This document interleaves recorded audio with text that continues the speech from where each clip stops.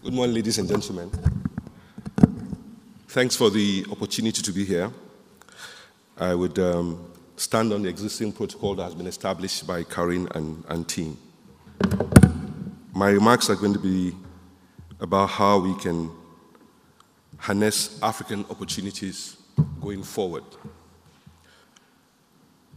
Poverty, farming, conflict, migration. For far too long, Africa has been viewed by the rest of the world as a problem. I want to argue today that Africa is indeed a solution to most of the world's problems. Let's look at some of the biggest challenges that we're facing today. We have this food security emergency today that has been exacerbated by the Russia-Ukraine war.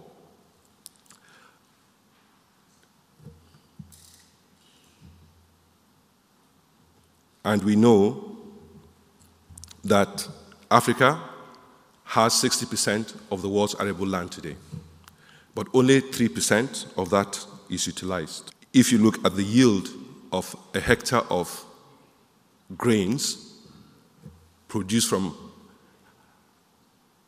Africa, it is 3% or half a ton. This is very low compared to what used to exist or what you can get from other parts of the world. But the picture is even worse than that. Up to half of the produce goes to waste due to inadequate storage, transportation, and cold chain infrastructure. The solution is simple. It requires infrastructure. With adequate infrastructure, Africa can actually feed the world. Let's take another challenge. The energy security that we face today.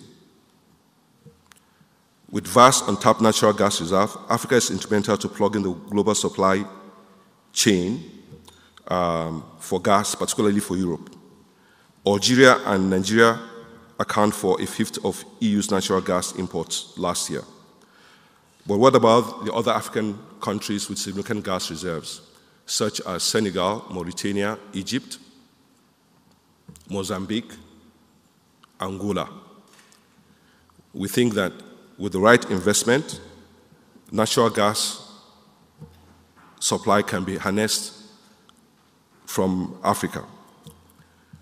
Now, we know that there's considerations around global greenhouse gas emissions associated with natural gas because everybody has set up a target, and there's a view that natural gas is a transition fuel, and that needs to be balanced with the need for Africa to industrialize and for Africa to have a proper energy transformation. So for most Africans, we have really very low energy utilization. Our energy utilization is mainly for cooking. That's why we have 180 kilowatt per hour capacity utilization, compared to 6,000 here in Europe, over 13,000 in the US. So for us, energy transformation is moving from firewood and charcoal to more efficient fuels, such as LPG or others. What Africa needs is alternative fuels for the continent's main energy requirements. Currently, most of the energy comes from firewood, as I've explained. Unlike Asia and Latin America, where timber and logging are largely responsible for forest depletion, wood fuel is Africa's main driver of tropical forest degradation. The continent has roughly 1/6 of the world's remaining forest, but accounts for 43% of recent annual depletion.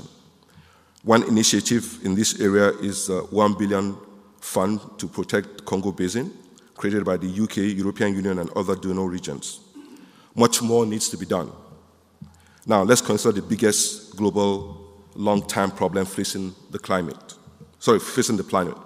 That's the climate crisis.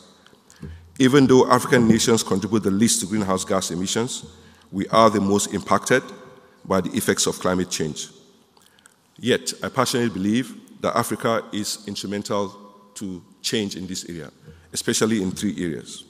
First, Africa already offsets most of the carbon emissions currently in the globe. How do we do that? Africa has significant forest cover that are natural carbon sinks for the world. African forest absorbs 1,500 billion tons of carbon dioxide annually. And for that, we already have regions in Africa, especially Central Africa, where they offset far more than they emit.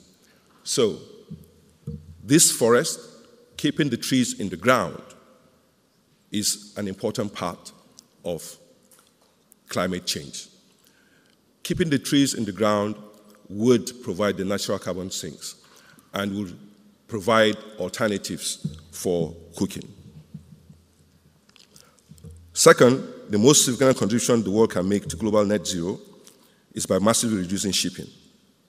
If global shipping was a country, it would be the sixth largest emitter. So currently, the business model today is production in Asia of raw materials from Africa. That needs to change. That needs to change because most of the emissions that come from that are quite significant. And if you consider the fact that with the energy transition, the move towards electric vehicles, the World Bank tells us that we're going to require 500% more minerals and metals mined. And it will not make sense for all that additional output to be shipped to Asia and then sent back to the rest of the world. It will be very important for us to do that processing in Africa. Lastly, what we need is investment in Africa. Africa already gets a lot of aid, but that aid is not very efficient because you cannot tell what happens to that aid. What is important is that we create markets and we create investments. So we advocate, and we're advocating here, that a substantial part of the aid budget should go towards insurance and guarantees that can act as first loss to mobilize additional capital for investment in Africa. Now, attached to that lack of investment in Africa is the fact that Africa is perceived as very risky. But all the data suggests that that's not the case. There are several studies that have been done by Moody's and several other rating agencies that show that only the Middle East has a lower default rate than Africa. Africa clearly has a far lower default rate than North America, Latin America, and the other parts of the world. So it is important that this risk that is perceived as a challenge for investment flows is addressed. And we think that insurance and guarantees can address that, and we advocate for that to happen.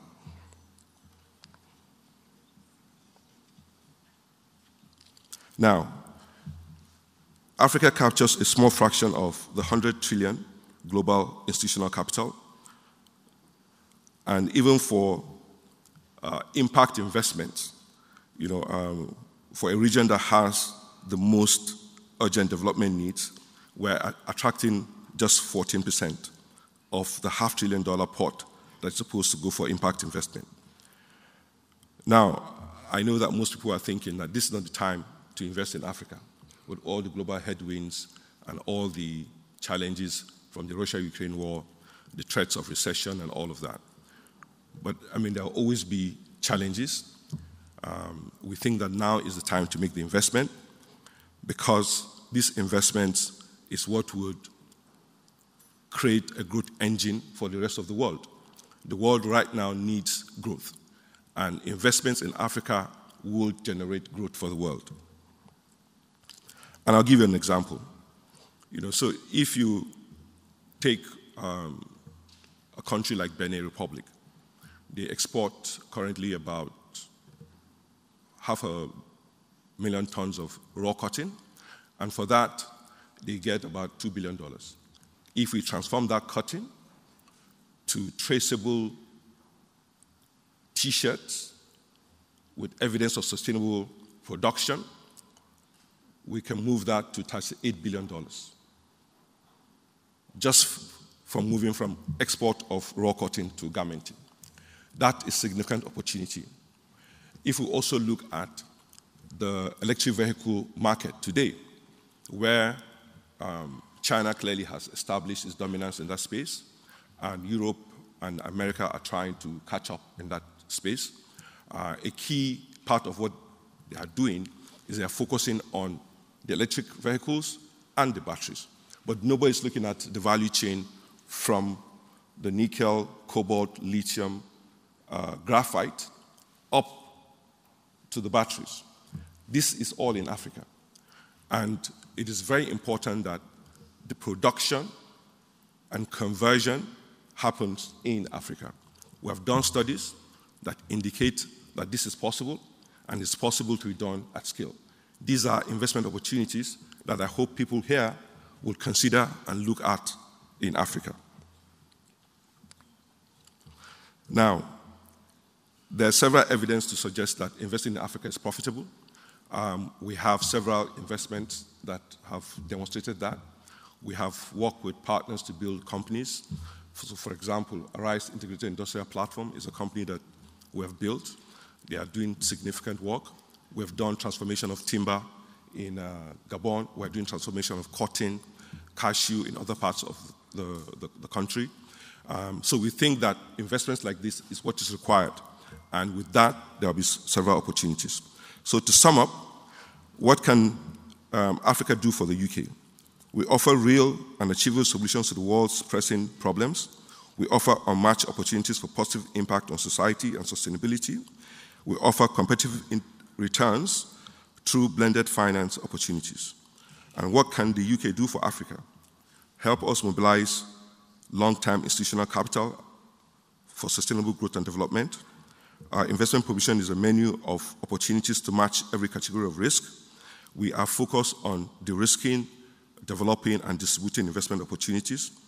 I believe the key to really making an impact is for the UK to work more closely with local institutions like AFC.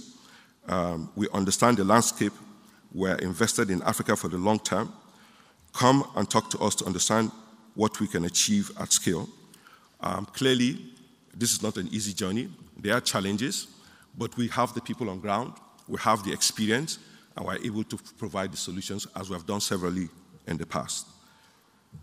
We also want the UK to use its voice in the G7 to deliver its findings of working with us to understand how we de-risk opportunities in Africa. Thank you very much.